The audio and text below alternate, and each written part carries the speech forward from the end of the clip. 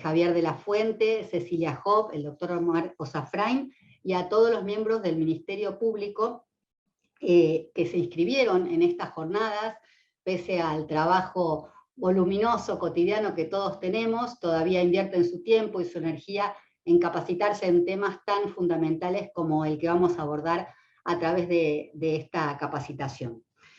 Bien, una de las finalidades del área que coordino, justamente como les dije, es incorporar la perspectiva de género y generar mecanismos que faciliten esta inclusión de perspectiva de género y diversidades en el abordaje de los casos que llegan a nuestro conocimiento.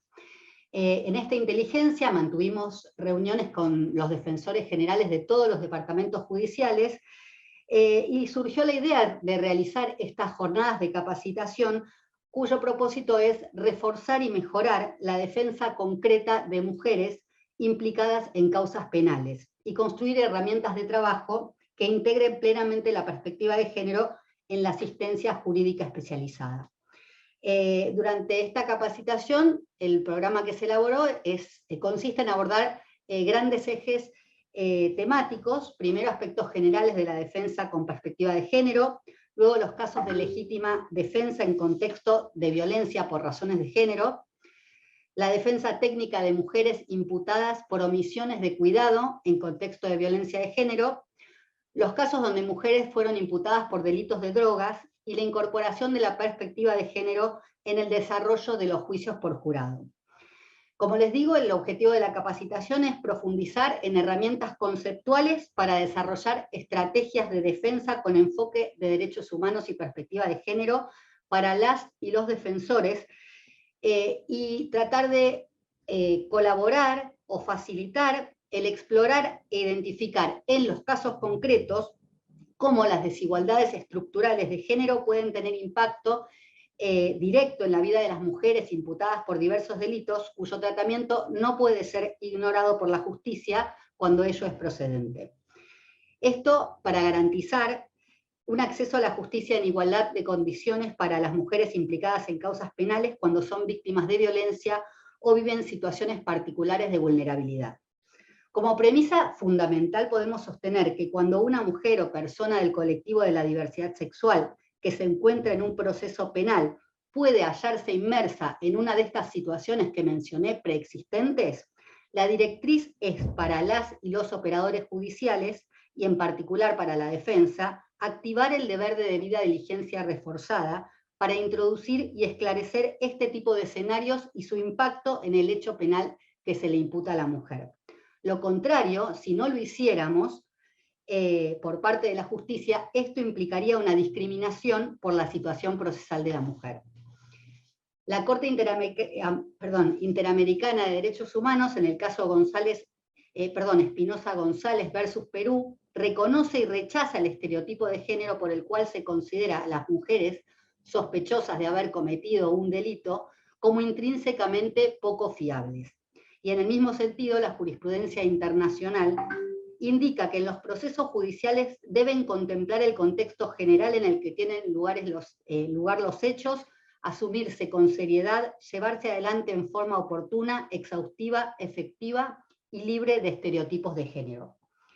Entonces, el detectar e introducir el enfoque de género e interseccional cuando existen elementos para hacerlo, analizando cabalmente cada caso particular que llega a nuestro conocimiento, el contexto de la conducta ilícita, teniendo en cuenta las características propias de las personas involucradas, sus formas de relación, los orígenes de estas formas de relación y todo otro dato relevante de la trama que rodea un caso, todo ello importa el cumplimiento de la debida diligencia reforzada.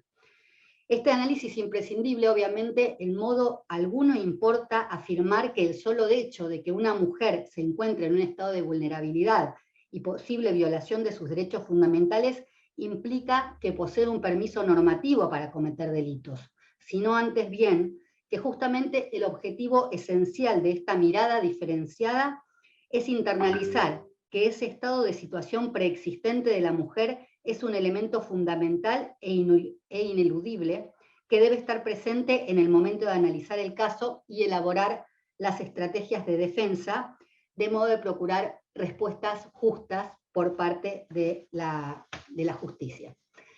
Bueno, justamente mejorar y facilitar este cometido reflexionando y analizando en cómo imbuir de un enfoque de género la aplicación de la teoría del delito en el planteo del caso, así como en los diversos actos procesales en los que participa la defensa a lo largo del proceso, es la finalidad de estas jornadas que espero sean para todos enriquecedoras y fructíferas.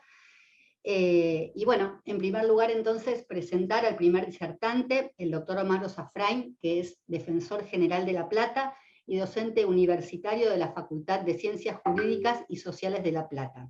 Él va a abordar aspectos generales y operativos de la incorporación de la perspectiva de género en la defensa, sobre lo que tiene muchísima experiencia a partir de su rol de defensor general de este departamento judicial. El doctor Ossafrain, por una cuestión de agenda, tuvo que grabar su presentación, pero va a intentar sumarse en el devenir de estas horas para acompañarnos, aunque sea durante el rato que puedan. Les aclaro también que, como les dijo Eduardo, se va a habilitar un chat para realizar preguntas que vamos a abordar al final de las exposiciones. Muchas gracias. Bueno, muy buenas tardes a todos y a todas. Agradezco especialmente a Mercedes Rubio y a Martín Carrique esta oportunidad de poder estar en contacto con este tema, con los compañeros de la defensa pública. Se me ha dado el privilegio de poder introducir la mirada de género en su relación con las estrategias de defensa que tenemos que asumir desde la defensa pública. ¿De dónde surge esta obligación? Nosotros no tenemos una específica obligación como si la contempla la Ley Orgánica del Ministerio Público de la Defensa de Nación, por ejemplo, en el artículo 42, inciso N. Pero eso no significa que un aparente silencio de la Ley del Ministerio Público no nos obligue a los defensores públicos a priorizar la perspectiva de género en la elección de nuestras estrategias de defensa, sobre todo cuando se trata de una imputada mujer. Recuerden ustedes que el artículo 37, inciso primero de la Ley del Ministerio Público establece que uno de los principios de la defensa pública es el de priorizar el interés objetivo de la persona defendida. Y el artículo 35 establece la obligación de buscar la estrategia que técnicamente resulte más beneficiosa para el interés del defendido, en este caso de la defendida. Por lo tanto, esta mirada de género es imprescindible cuando se trata de ejercer eficazmente la defensa de una imputada mujer. Si uno se pone a pensar, lo de pensar estrategias de defensa con perspectiva de género tiene mucha más antigüedad de lo que nosotros suponemos. Piensen ustedes que la Corte Suprema de Justicia de la Nación, ya en el año 1952, cuando interpretó el principio de igualdad ante la ley, nos dijo que tan inequitativo es que la ley trate desigualmente a los iguales, en iguales circunstancias, como que trate iguales a quienes no son iguales. Y esto es lo que sucede cuando no tenemos presente la perspectiva de género. Cuando hay diferencias estructurales en la situación que ocupa dentro de la sociedad un determinado género, tratarlos con la misma vara, con las mismas reglas, importaría justamente violar el principio de igualdad ante la ley.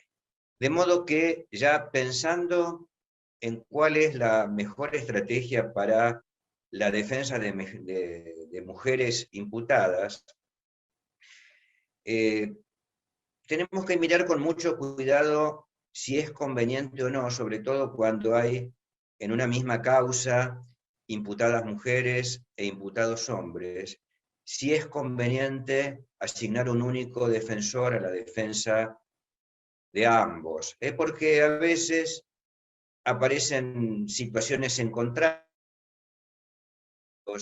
que no aparece como necesaria la distinción de la estrategia de defensa si es que se va a introducir la perspectiva de género como herramienta de defensa. La perspectiva de género también nos impone la obligación de recolectar prueba, como tratamos de hacerlo a veces con herramientas insuficientes, también con esa perspectiva. Es de mucha utilidad acudir, para las defensorías generales que tienen este recurso, acudir a la mirada de los trabajadores sociales, los que pueden realizar un informe ambiental, por ejemplo, y detectar si dentro de un delito que aparentemente no tiene nada que ver con la violencia de género, como puede ser, no sé, la comercialización de estupefacientes, tal vez, si no hay un trasfondo de violencia de género que pueda luego ser empleado para una eficaz defensa técnica.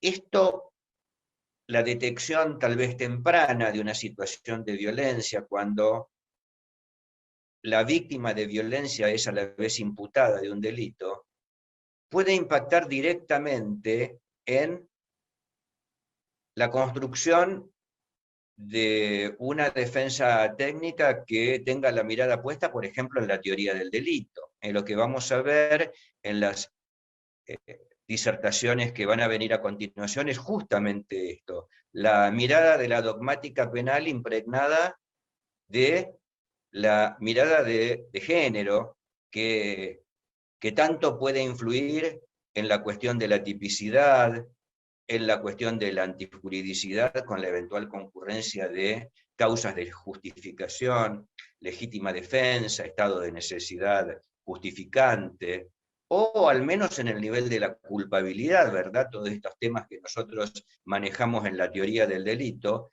ya sea para invocar que la violencia que puede padecer una mujer puede al menos funcionar como una situación que reduce su ámbito de autodeterminación y puede servir para invocar, por ejemplo, un estado de necesidad disculpante.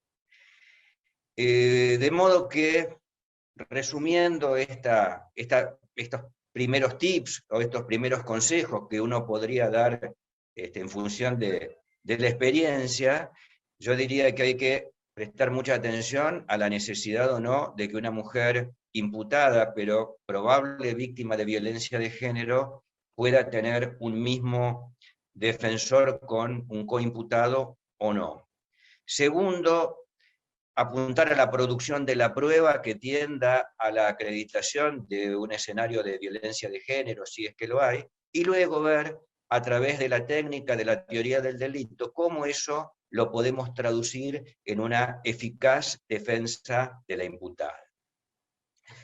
Sugiero la lectura de un artículo muy interesante, Responsabilidad penal de las mujeres, víctimas de violencia de género, lineamientos de una defensa técnica eficaz, de Julieta Di Corleto, que seguramente con mucho más habilidad de lo que yo he tenido en estos pocos minutos, ustedes van a encontrar allí la ayuda para el diseño de una defensa eficaz. Yendo más a la práctica, lo que nos sucede todos los días a los defensores públicos que nos enfrentamos con la cuestión de la violencia de género, la verdad es que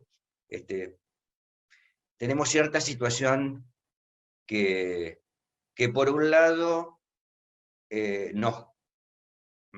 no digo que nos complica, pero que pone obstáculo para la defensa de los hombres cuando son acusados de violencia de género, y por otro lado tenemos que defender a las mujeres y empleando los argumentos que estoy proponiendo ahora, una mirada con perspectiva de género en la elección de la estrategia de defensa. ¿Cómo podemos resolver esta aparente contradicción? Tratar de minimizar la mirada de género cuando tenemos que defender a un hombre y exaltarla cuando tenemos que defender a una mujer. Bueno, creo que lo podemos hacer. Creo que lo podemos hacer porque en realidad me parece que la propuesta que debería surgir de una política eficaz de defensa pública es la de sostener firmemente, por supuesto, la mirada de género, pero que esta mirada de género no sea exclusivamente punitivista, que es lo que me parece que estamos viendo que está sucediendo en las prácticas de nuestros tribunales. ¿Por qué decimos esto? Bueno, uno aparentemente dice, bueno, el Ministerio Público Fiscal se ha embanderado con la perspectiva de género y bueno, se invoca en cada caso en que hay violencia de género, pero ¿es esto realmente eficaz? Y yo diría que no siempre, yo diría que no siempre porque muchas veces se dan respuestas burocráticas, respuestas automáticas. Es bastante frecuente esta seguidilla que ustedes seguramente verán de delitos de menor gravedad, como puede ser una desobediencia que empieza con una aprehensión, la aprehensión se transforma en detención, la detención se transforma además o se prolonga por la denegatoria de excarcelación, prisión preventiva, y en unos meses eso concluye con un juicio abreviado y con una pena de cumplimiento efectivo que permite al acusado recuperar su libertad al haber compurgado esa pena tal vez de unos meses con la prisión preventiva sufrida. ¿Realmente es esa la respuesta que buscamos? Me parece que no, me parece que necesitamos internalizar este cambio cultural y tener una mirada, digamos, más global. En este sentido, yo me permito tomar prestadas palabras de una jurista que no es penalista, pero que muchas veces tiene esa mirada un poco más a la distancia y que nos permite ser más ecuánime. Estoy pensando en que he escuchado en más de oportunidad a Marisa Herrera decir, yo soy feminista, pero no soy punitivista. No soy penalista, pero si lo fuera, no sería punitivista, sería realmente una penalista garantista. ¿Cómo es esto? ¿Cómo es esto de tratar de que desde la defensa pública a la vez se pueda defender fuertemente la perspectiva de género desde una mirada no exclusivamente punitivista? Bueno, pensemos en alternativas que nos ofrece la defensa pública. En la defensa pública nos ofrece la posibilidad de organizar en las áreas civiles mecanismos, áreas, tal vez defensorías especializadas, que puedan prevenir el conflicto de la violencia de género antes de que ésta llegue a la intensidad del delito y a la intervención de la defensa penal. Nosotros en La Plata tenemos, por ejemplo, un área de procesos urgentes en donde con un mínimo grupo de 3 o 4 abogados, una psicóloga, una trabajadora social, algunos empleados, se organiza una atención rápida de las mujeres víctimas de violencia de género y esa dependencia atiende un promedio de 75 mujeres por día, no es un número menor que puede procesar al menos parte de ese conflicto acudiendo a este mecanismo no punitivista que yo estoy proponiendo. Pero la verdad es que el punitivismo afecta a los hombres y también afecta a las mujeres. Fíjense qué cantidad de mujeres tenemos detenidas en la provincia. Unidades y alcaldías de toda la provincia, números de hace unos días, 2.479 mujeres cis y 114 mujeres trans. De este número, prácticamente la mitad son imputadas, mujeres cis y mujeres trans, imputadas de delitos o de un delito de menor gravedad como es la comercialización de estupefacientes. Entonces ahí me pregunto, ¿dónde está la mirada de género? ¿Conocen ustedes muchos fiscales o muchos jueces de garantías que identifiquen dentro de este universo tan importante de mujeres imputadas y a la vez víctimas de violencia de género, identifiquen que en esa situación puede estar operando un escenario de violencia de género? Yo la verdad es que no conozco casos de sobreseimientos en que la mujer imputada y víctima de violencia de género sea fácilmente o rápidamente sobreseída porque el fiscal y el juez entienden que hay concurriendo un estado de necesidad justificante, por ejemplo, o un estado de necesidad exculpante. Es decir, que esta mirada punitivista también afecta a las mujeres víctimas de violencia de género cuando son imputadas. Y sobre esto seguramente los expositores que me van a seguir van a desarrollar con profundidad su argumentación.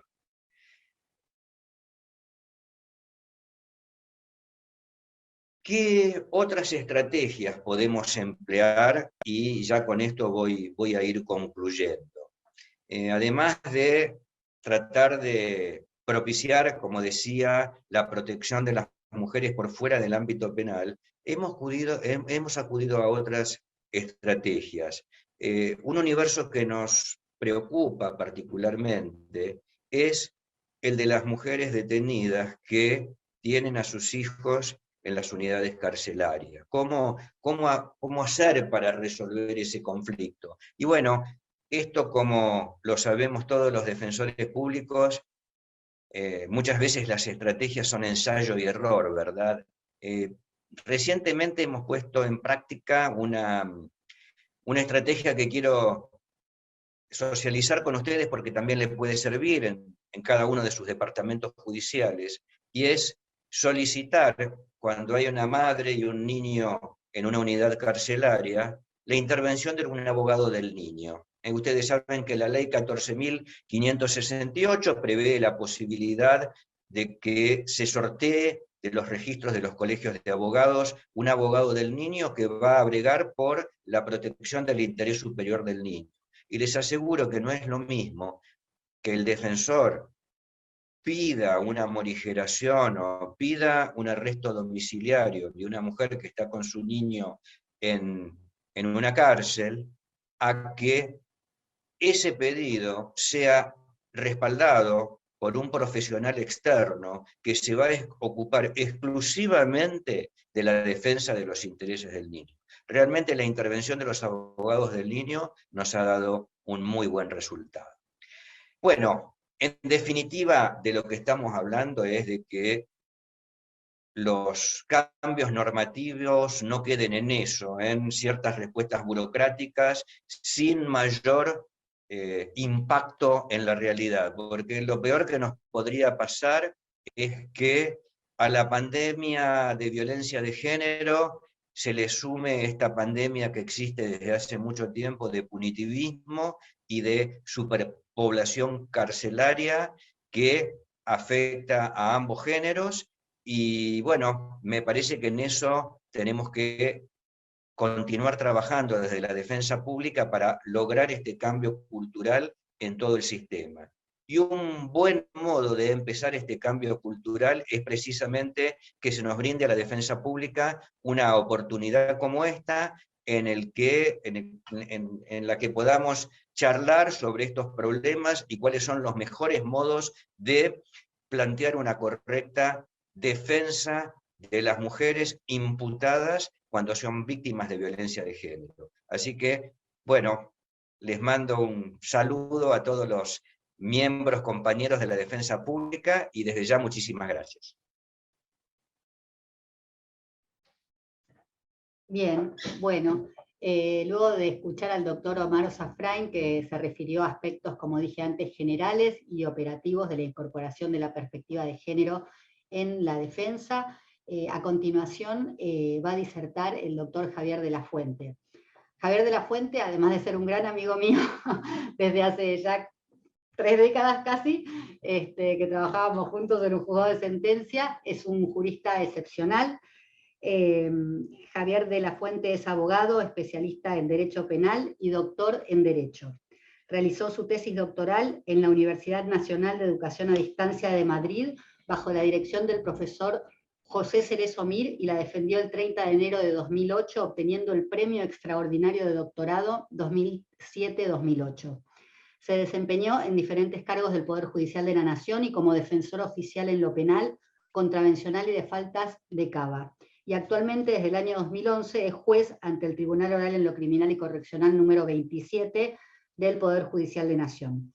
Es profesor adjunto regular por concurso de la Facultad de Derecho de la UBA, cátedra del profesor Edgardo Dona. También es profesor en las carreras de posgrado de la Universidad Nacional de Buenos Aires, de Belgrano, del Colegio de Abogados de San Isidro, Universidad Nacional de Rosario, Universidad Nacional de la Patagonia, y por otra parte es docente en el Instituto de Seguridad Pública de Cava, en la cátedra del profesor Marcelo Sancinetti.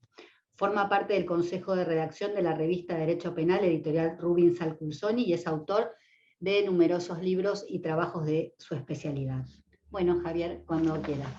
Bueno, muchas gracias, Mercedes, por la invitación. También agradecer al Centro de Capacitación por poder participar en esta jornada.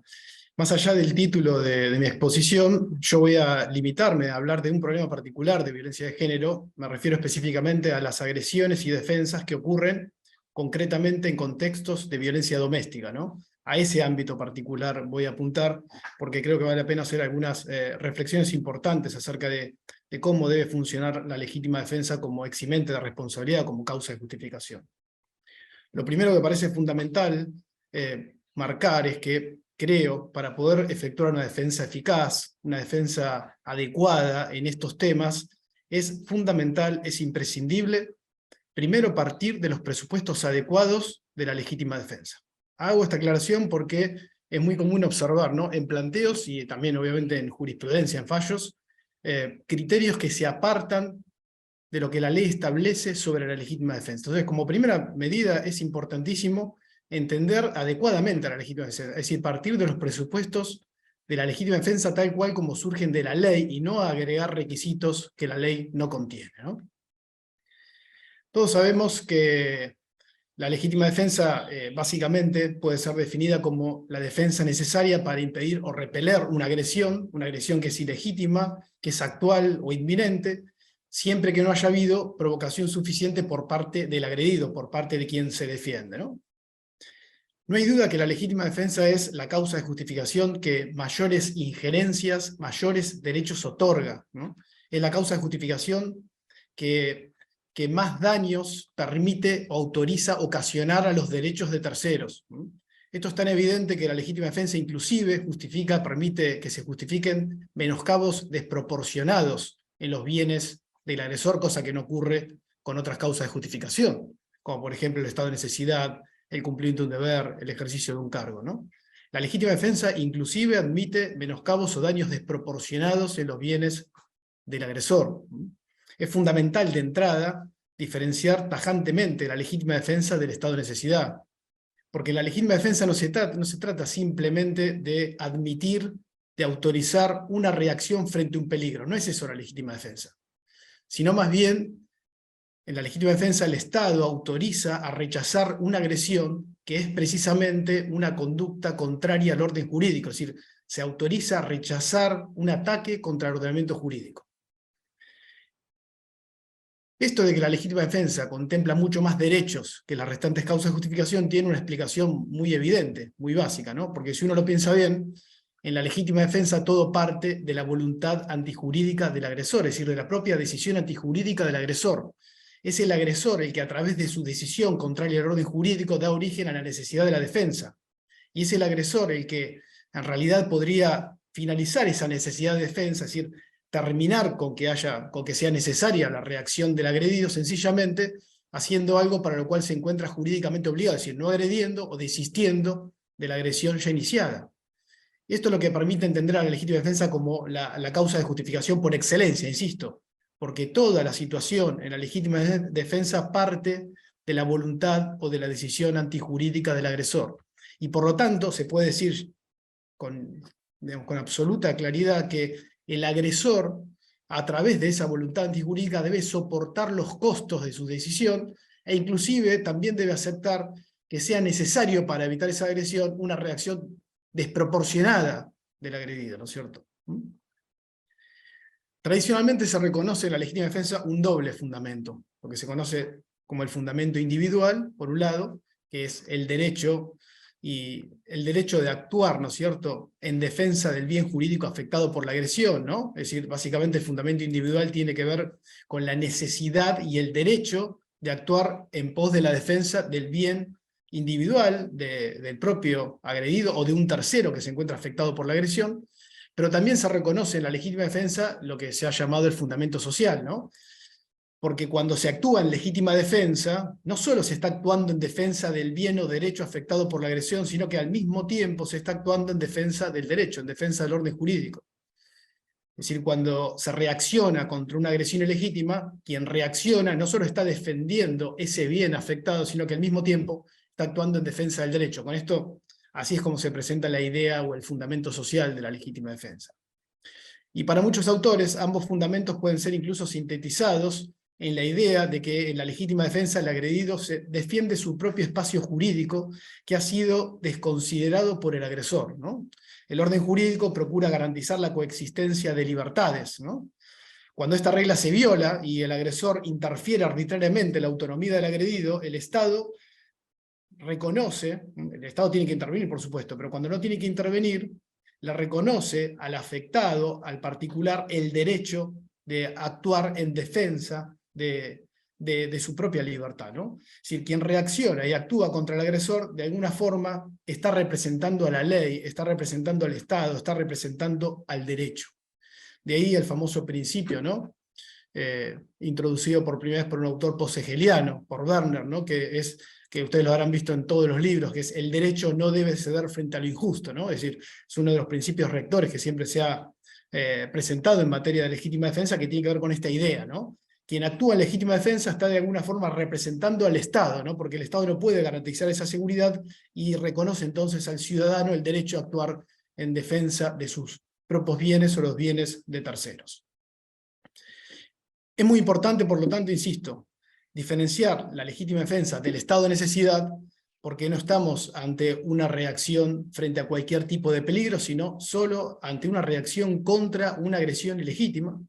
Y obviamente también es fundamental diferenciar la legítima defensa de la pena, ¿no?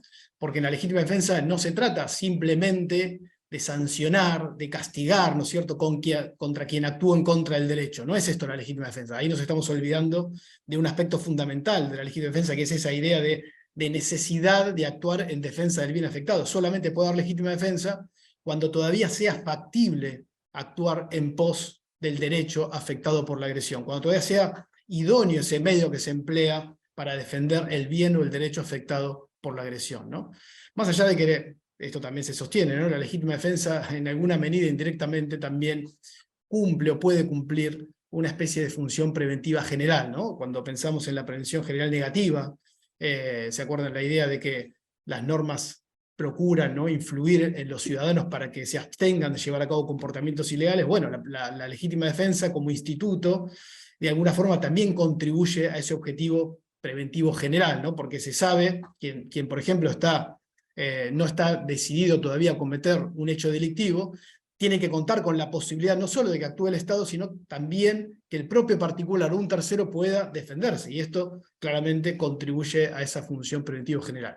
Pero obviamente jamás hay que confundir la legítima defensa con la pena, ¿no es cierto? La legítima defensa no es una pena ni puede ser nunca asimilada a una pena. Pues bien, a ver, ¿qué es lo que ocurre en agresiones y defensas en contextos de violencia doméstica?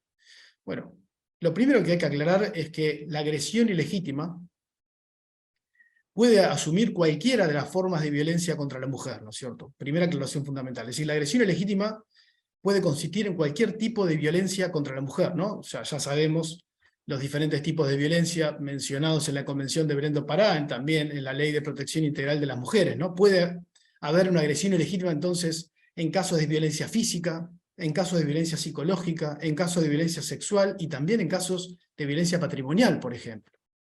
No solamente hay agresión ilegítima cuando hay un ataque contra la vida o la integridad física de la víctima, sino que en realidad el concepto de agresión ilegítima es mucho más amplio. Puede haber ataques contra la vida, contra la integridad física, contra la libertad, en todos sus aspectos, la libertad física, la libertad psíquica, la libertad sexual, puede haber un ataque contra el honor, puede haber una agresión contra la intimidad y, como dije antes, también contra el patrimonio. Esto hay que remarcarlo de entrada, ¿no? Porque el concepto de agresión ilegítima es mucho más amplio que el ataque contra la vida o la integridad física. Por otra parte, ahora vamos a hacer algunas aclaraciones sobre la agresión, ¿no? Pero en lo que respecta a la defensa, pueden presentarse casos de defensa propia, es decir, que la mujer víctima actúe en defensa de sus derechos. Pueden presentarse casos de defensa de terceros, cuando, por ejemplo, la mujer víctima actúa en defensa de sus hijos u otros familiares sometidos a violencia. Y también puede haber casos de defensa de tercero inverso, es decir, que terceros actúen en defensa de la mujer agredida o mujer víctima.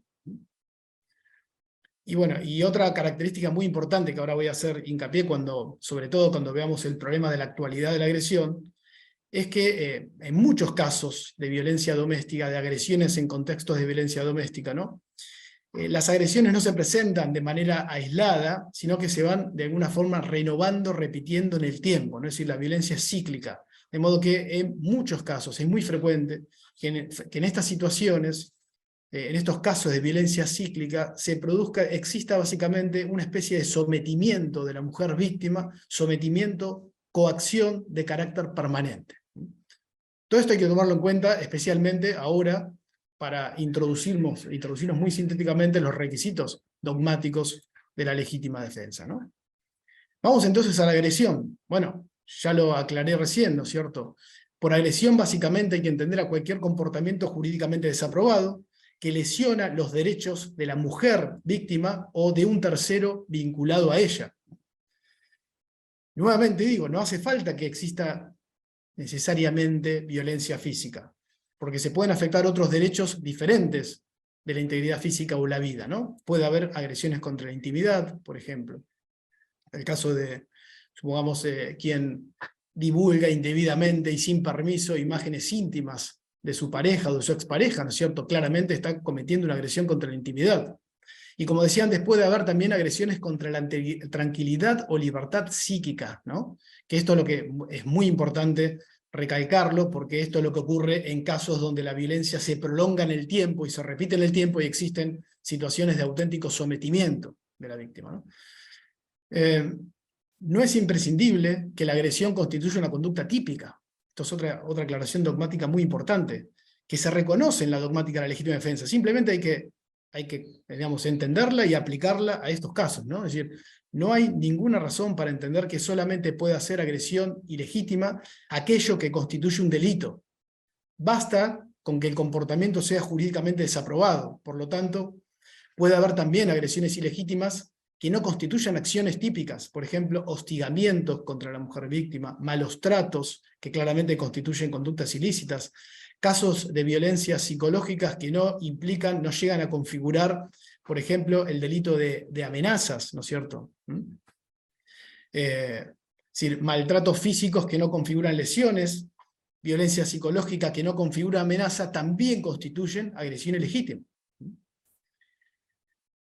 Y si bien por lo general, ¿no?, la agresión se configura mediante una acción, bueno, en dogmática se reconoce que puede haber agresión también por omisión cuando existe el deber jurídico de actuar, es decir, cuando el agredido tiene una especial posición de garante, un especial deber de llevar a cabo una conducta determinada, también se puede cometer una agresión a través de su omisión.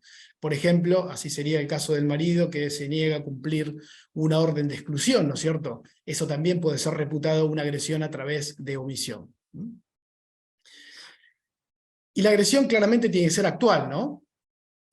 Sobre esto es importante hacer algunas aclaraciones fundamentales, porque ¿qué se entiende por actualidad en la legítima defensa? Bueno, cuando hablamos de actualidad en la agresión, nos referimos a dos momentos importantes, a dos problemas dogmáticos distintos.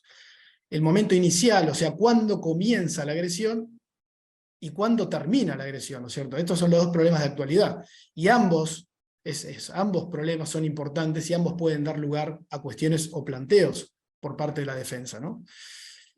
¿Cuándo comienza una agresión? Bueno, esto hay que marcarlo y surge claramente de la ley, ¿no? una agresión comienza antes de que empiece a desarrollarse, es decir, el momento inmediatamente anterior. Es decir, lo que define la actualidad en lo que respecta al momento inicial es el concepto de inminencia. Una agresión es actual, una agresión comienza cuando ya es inminente, es decir, se incluye el momento inmediatamente anterior al comienzo de esa agresión, por ejemplo, al comienzo del ataque. Esto es muy claro porque tiene que ver con lo que dijimos al principio, ¿no? El Estado tiene que reconocer medios eficaces de defensa. El Estado no puede colocar a la persona agredida en situación tal en la que debe asumir riesgos innecesarios. Por eso el Estado, la ley, claramente, razonablemente le permite a la persona agredida anticipar su defensa antes de que el ataque comience. Porque si tuviese que esperar que el ataque comience, obviamente en la mayoría de los casos la defensa ya no va a ser una defensa eficaz. Por lo tanto, el momento inicial de la agresión, del comienzo de la agresión, de la actualidad, es el concepto dogmático de inminencia. Y el momento final, a mí me parece más claro definirlo a través del concepto de persistencia. Una agresión sigue siendo actual mientras persista, mientras la agresión no haya finalizado. ¿Y cuándo no finaliza una agresión? Cuando todavía se pueda actuar en defensa del derecho afectado por esa agresión, cuando todavía sea posible actuar en defensa del bien atacado. Para eso, obviamente, es fundamental tomar en cuenta la naturaleza del bien que está siendo afectado, ¿no? No es lo mismo, por ejemplo, si, una vez consumado un homicidio por parte del agresor, ya no es posible actuar en legítima defensa. En todo caso, lo que habrá es un derecho a aprender a quien cometió ese homicidio a través de otra causa de justificación, que es el ejercicio de un derecho, que es el derecho a la aprehensión que reconocen los códigos procesales. Pero una vez consumado el homicidio, ya no hay derecho o bien que defender, ya no se puede defender o impedir esa agresión, repeler esa agresión. Pero en cambio, con otra clase de agresiones, como por ejemplo agresiones contra el patrimonio o contra la libertad, claro que sí es posible todavía actuar en legítima defensa por más que el ataque o la agresión ya haya terminado, ¿no? Insisto, el concepto más importante de persistencia, de momento final de la actualidad, es básicamente que todavía exista un derecho afectado por la agresión y cuando todavía sea posible actuar en pos o en defensa de ese derecho afectado. Creo que estos parámetros deben ser especialmente considerados justamente en estos casos que estamos discutiendo, es decir, en agresiones y defensas cometidos en contextos de violencia doméstica. Y acá hay algo muy importante, ¿no?, que me parece fundamental advertir. Porque en estos contextos, en estos casos particulares de agresiones cíclicas, de agresiones permanentes, de agresiones continuadas, en realidad, por un lado pueden haber distintas agresiones individuales y concretas contra diferentes derechos o bienes de la mujer víctima. Por ejemplo, puede haber una o más agresiones contra la vida, una o más agresiones contra la integridad física, contra la libertad sexual, contra el patrimonio. Es decir, cada vez que se produzca una agresión individualmente considerada, esa va a ser una agresión ilegítima. Pero, y esto quizás es lo más importante marcar, ¿no?, en estos casos de violencia continua, reiterada, persistente en el tiempo, más allá de estas agresiones individuales contra la vida, integridad física, propiedad, integridad sexual, más allá de estas agresiones también existe una agresión continua, una agresión permanente, una agresión de carácter permanente contra otro derecho claramente reconocido por nuestro sistema jurídico y también por nuestro sistema jurídico penal, como es la libertad psíquica o la tranquilidad psíquica, ¿no? No estoy hablando de un bien nuevo, sino que, por ejemplo, los delitos de amenazas simples y coactivas previstos por nuestro Código Penal claramente intentan justamente proteger este derecho o este bien jurídico, la tranquilidad psíquica. Es un bien jurídico clásico del derecho penal. Bueno, esto es lo que quiero destacar, ¿no? Cuando la agresión es permanente, es continuada, se va renovando en el tiempo, esta situación de coacción en la que se encuentra la mujer sometida, también en seguros y eficaces se emplee el menos lesivo. Y en muchas ocasiones puede ser que contra una agresión desarmada, el medio razonable, el medio eficaz y menos lesivo sea una respuesta con un arma.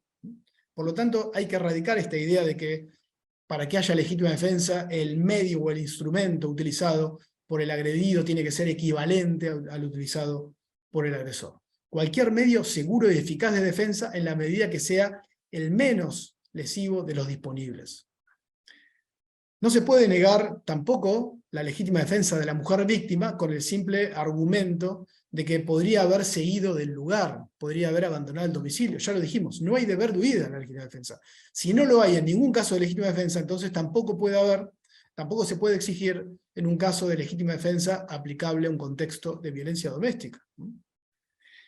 Y tampoco, por último, ¿no? Tampoco se puede exigir, para rechazar la legítima defensa, que la mujer víctima siempre tenga que recurrir a la autoridad, ¿no? Como un caso, recuerdo, en el cual tuve que intervenir, ¿no? Si ya la mujer víctima ya hizo 8 denuncias, por ejemplo, ¿por qué el Estado le va a exigir una más? Si en esas 8 denuncias, por ejemplo, ya se aplicaron medidas cautelares y ninguna produjo su efecto, cabe preguntarse, ¿por qué se le va a exigir una más? Porque exigirle una más significa básicamente exigirle que resigne la protección de sus derechos. Y el Estado, insisto, no puede colocar a la persona agredida en situación tal en la que no pueda defenderse de sus bienes o de sus derechos afectados. Y el último requisito también es muy importante aclararlo, ¿no? La falta de provocación suficiente. Nuestro Código Penal contiene, a diferencia de otros códigos penales, contiene una referencia expresa que solamente puede haber legítima defensa en la medida en que no haya provocación suficiente por parte de la persona agredida, por parte de quien se defiende, ¿no? Bien, para que exista realmente provocación suficiente, es decir, para que se pueda hablar de una provocación suficiente que tenga entidad para excluir el derecho a la legítima defensa, tienen que darse 2 requisitos fundamentales. Y ahora vamos a trasladarlos justamente a estos casos, ¿no? En primer lugar, para que una provocación sea suficiente y tenga entidad para rechazar el derecho a la legítima defensa, tenemos que estar ante una conducta jurídicamente desaprobada. Es decir, no puede haber provocación suficiente si aquello que se reputa provocación es una conducta ajustada a derecho. Solamente, insisto, puede ser provocación, como se sostiene dogmáticamente, en aquello que es una conducta jurídicamente desaprobada. Y en segundo lugar, para que la provocación excluya el derecho de defensa, además es necesario que la reacción del provocado, o sea, la agresión, porque la reacción del provocado es la agresión, ¿no? Que la reacción del provocado sea previsible a raíz de esa provocación, conforme a estándares de previsibilidad objetiva, ¿no? Entonces, estos criterios también tienen que ser aplicados a los casos de legítima defensa en contextos de violencia doméstica, ¿no? No puede reputarse provocación aquello que no resulte contrario a derecho. Por ejemplo, el simple hecho de plantear el fin del vínculo, el cuestionar actitudes de la pareja, la forma de vestir, ¿no? El no abandonar el lugar en el cual la mujer vive con el violento. Ni siquiera una conducta de infidelidad, ¿no es cierto?, matrimonial, podría, en mi opinión, considerarse una provocación suficiente, porque si tenemos en cuenta lo que establece el Código Civil y Comercial de la Nación, que se fue modificado, si uno lee el artículo, que es el 431 del Código Civil y Comercial, solamente habla de deber moral de fidelidad, ¿no? Con lo cual ni siquiera se podría reputar, ¿no?, al acto de infidelidad como una conducta jurídicamente desaprobada. Y si no es una conducta jurídicamente desaprobada, jamás puede ser una provocación suficiente a los fines de la legítima defensa. Y por último, para terminar, ¿no? Esto es más largo porque voy a referirme solamente a la cuestión que nos importa por nuestro tema, ¿no? Todos sabemos que mayoritariamente en la dogmática de la teoría del delito y de la legítima defensa se suelen reconocer ciertas excepciones, ¿no?, ciertos límites, lo que se conoce como las restricciones a la legítima defensa, que algunos las llaman restricciones ético-sociales a la legítima defensa. No voy a referir a todas ellas porque esto nos llevaría mucho tiempo, pero por ejemplo aquí muchos ponen los casos de agresiones de personas incapaces, ¿no? Agresiones cometidas por menores, por incapaces, por personas intoxicadas que no comprenden el sentido del acto que están realizando, ¿no? Bueno, esto da lugar a una discusión. En mi opinión, no es necesario reconocer esta restricción en la legítima defensa, sencillamente porque cuando el agresor no comprende el sentido de la agresión, ya sea por alguna anomalía psíquica, por alguna intoxicación o porque es una persona muy menor y no llega a comprender el sentido del acto, bueno, en todos estos casos, fíjense, en realidad, habría que, como sostienen hoy en día muchos autores, habría que sacar el caso de la legítima defensa y pasarlo directamente a las diferentes modalidades de estado de necesidad. Porque cuando el agresor no comprende el sentido del acto, bueno, obviamente no se puede partir de ese presupuesto del que partimos, ¿no? No se puede hablar de una voluntad antijurídica al agresor o de una decisión antijurídica al agresor, y entonces resulta así más razonable aplicar los estándares del estado de necesidad, ¿no?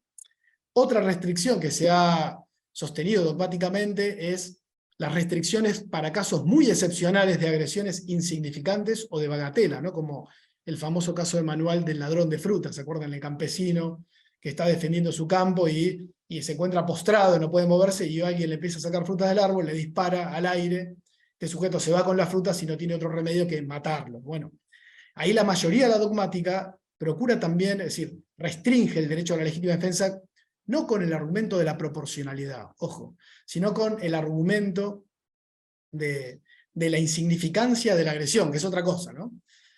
Muchos aplican, con razón, aplican, digamos, una palabra que está en el 34, que es la palabra racional, para excluir estos casos de agresiones absolutamente insignificantes, de bagatela, que dan lugar a reacciones completamente desproporcionadas. Bueno, estas las menciono simplemente, no me voy a referir a estas situaciones porque nos llevaría mucho tiempo, los problemas dogmáticos que se generaron con estas restricciones, pero sí me quiero referir a una tercera restricción que está, digamos, aceptada por la mayoría de la dogmática y que a mí me parece absolutamente cuestionable.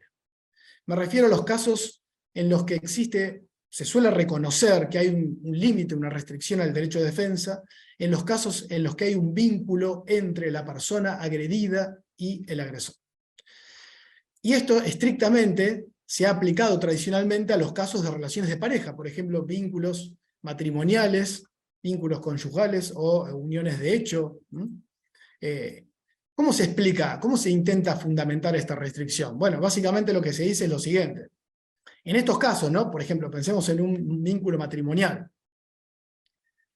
Hay un deber de garante, supongamos que el marido agrede a su cónyuge, ¿no? Se fundamenta de esta manera el límite. Por un lado, la mujer cónyuge tiene un deber de garante, que surge de la ley civil, ¿no? Un deber de garante respecto de su marido, pero al mismo tiempo tiene un derecho a ejercer la legítima defensa. Entonces, se sostiene de esa combinación entre derecho y deber, ¿no? De esa combinación entre derecho y deber se desprende la limitación. Es decir, como hay un conflicto entre un derecho y un deber, la respuesta es limitar la legítima defensa. ¿Y cómo se limita la legítima defensa? Para muchos, en estos casos corresponde, por un lado, establecer algún control de proporcionalidad, es decir, rechazar la eximente, no aplicar la legítima defensa cuando la reacción es absolutamente desproporcionada, como que hay un control o se introduce de alguna forma un criterio de proporcionalidad. Y al mismo tiempo también, otra manifestación de este límite es establecer en estos casos, a diferencia de lo que ocurre en la regla general, el deber de huida. Es decir, que si la persona agredida puede evitar la agresión, tiene el deber de hacerlo, y no puede confrontar con el agresor. ¿Sí?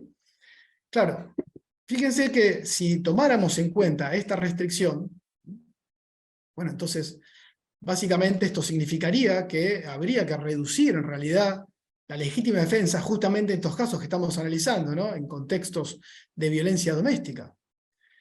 Y a mí me parece que esta agresión es completamente desafortunada, esta limitación es completamente desafortunada, que no hay ninguna razón legal para aceptarla como tal.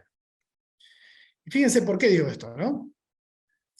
Porque, insisto, ese deber de garante que surge en relaciones de pareja se desprende del Código Civil, de la ley civil, ¿no? Cuando el Código Civil y Comercial de la Nación establece el deber de asistencia entre cónyuges y conviventes. De ahí se desprende. Pero claro, fíjense, es llamativo, ¿no? Porque cabe preguntarse si ese deber de asistencia también rige para aquellos casos en los que en realidad el peligro procede del propio conviviente o del propio cónyuge. Es decir, en estos casos es el agresor el que está violando ese deber de solidaridad, de respeto y de asistencia cuando lleva a cabo el acto violento, ¿no? Es decir, si es el propio agresor el que está actuando en contra de este deber de asistencia, luego no parece razonable limitar el derecho de defensa en base a ese mismo deber que, insisto, el agresor en primer lugar viola.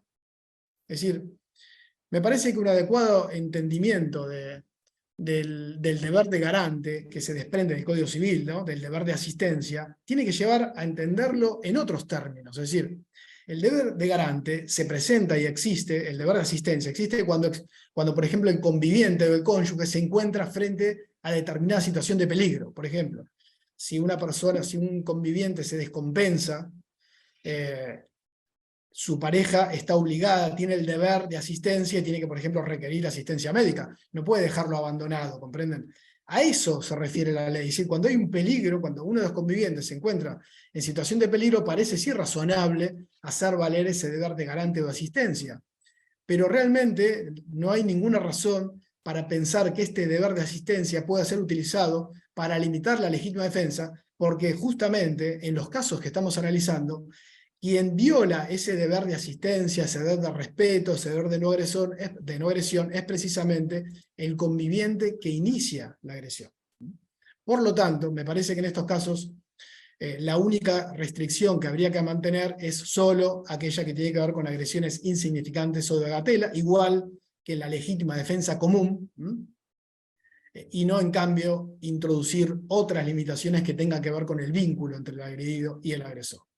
En síntesis, como conclusión, me parece que los casos de legítima defensa en contexto de violencia doméstica se pueden resolver satisfactoriamente aplicando los estándares dogmáticos generales de esta causa de justificación, pero para ello, como dije al comienzo, es imprescindible partir de los requisitos, de los estándares adecuados que surgen de nuestra ley y no, en cambio, introducir en la legítima defensa requisitos que no se encuentran previstos por la ley.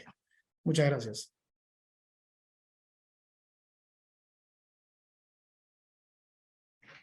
Bueno, muchísimas gracias, Javi, por la exposición clarísima.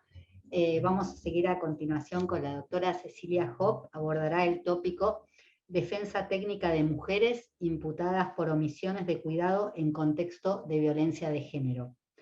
La doctora Hopp es abogada y doctora en Derecho por la Universidad de Buenos Aires, máster en Derecho por la New York University School of Law y especialista en Derecho Penal por la Universidad Torcuato Di Tella. Se desempeña como profesora de grado y posgrado de la Universidad de Buenos Aires y Di Tella. Codirige el proyecto de investigación Doctrina Penal Feminista en la Universidad de Buenos Aires.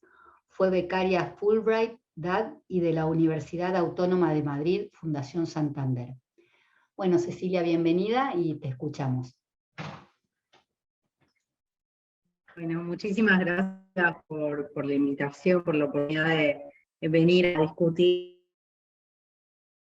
temas para participar en este tipo de encuentros, y la verdad es que Ahí yo las dos estoy anteriores perdiendo el audio, intervenciones. no sé si es un Sí, problema. mi conexión está acompañando mucho. Espero que se estabilice. A veces vuelve. Tal vez si apagamos las cámaras durante la exposición y cerramos los micrófonos, será una buena idea. Y luego seguimos con las preguntas al final. Ahí se la Bueno, vamos a darla. Voy a... porque tengo un PowerPoint. Les adelantaron mi exposición, es la persecución de las madres por delitos de omisión contra sus hijas e hijos. ¿Qué pasó? Ay, se está proyectando una... ¿Qué se está proyectando? ¿El PowerPoint? ¿La organización de las malas madres? Sí. Lo que sí está un poco Perfecto. cortado el audio. No, porque... El audio, se te corta un poco el audio. Mm. A lo mejor si conectás con datos o...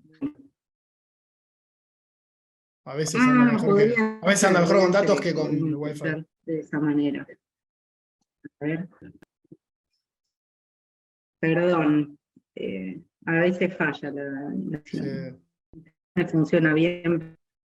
Se ve que hoy no.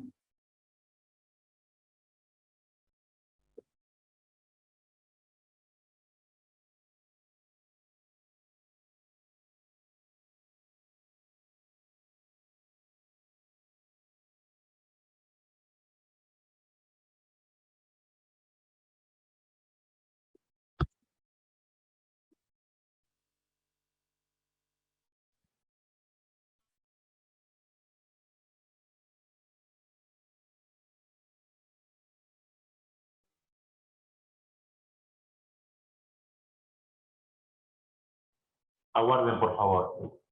Enseguida continuamos.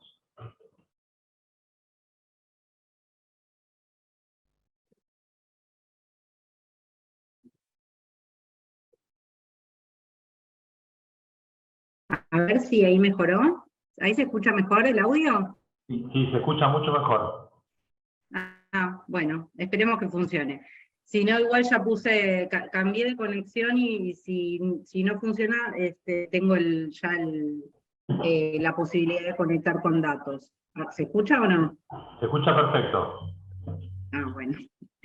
Ojalá siga así. Perdón por las dificultades técnicas. Bueno, entonces ahí sí se ve el PowerPoint, ¿no? Sí, el PowerPoint está en modo de edición. Tendrías que ponerlo... Ahí está. Perfecto. ¿Sí? Ahí está perfecto.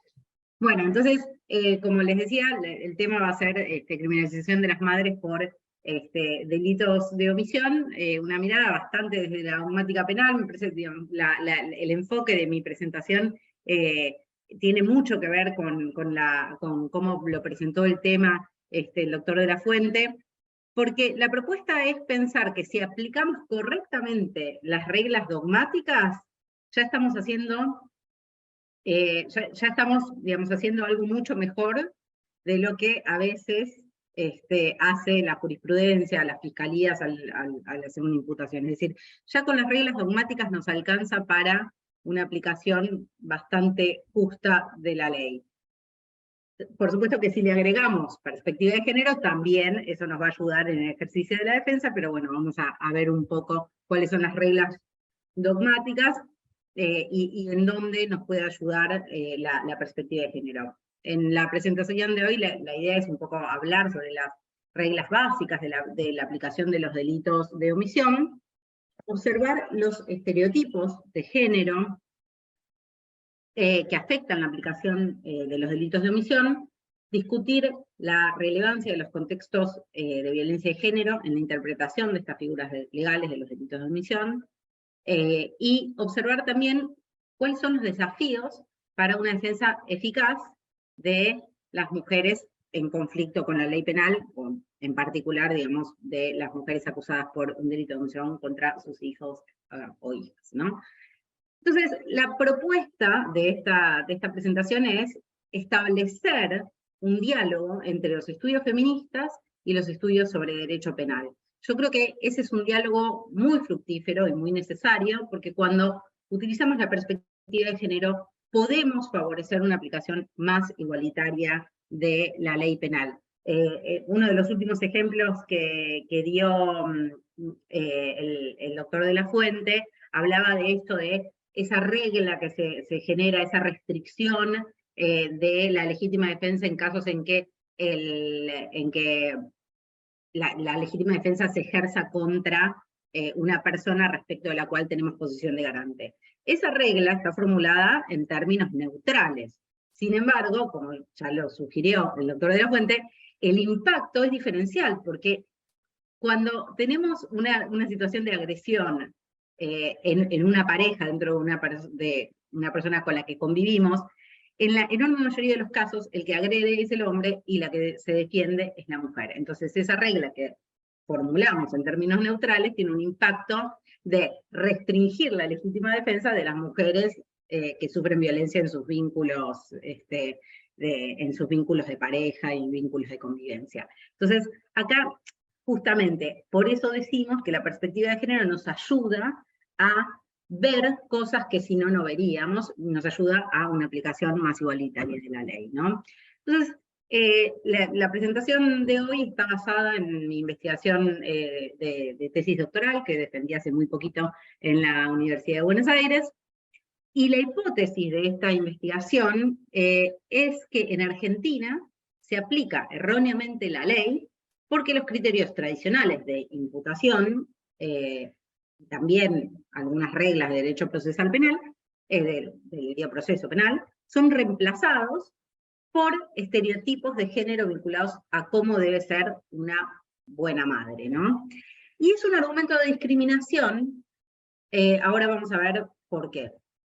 Porque, digamos, no estoy diciendo que hay una discriminación porque hay una norma desigual, porque, no sé, porque la posición de garante está regulada de manera diferente para mujeres y para varones. No, no estoy diciendo eso. Tampoco estoy hablando de, bueno, fiscales o jueces que tienen una intención discriminatoria, sino que estoy hablando de una discriminación por el resultado de la aplicación de las normas.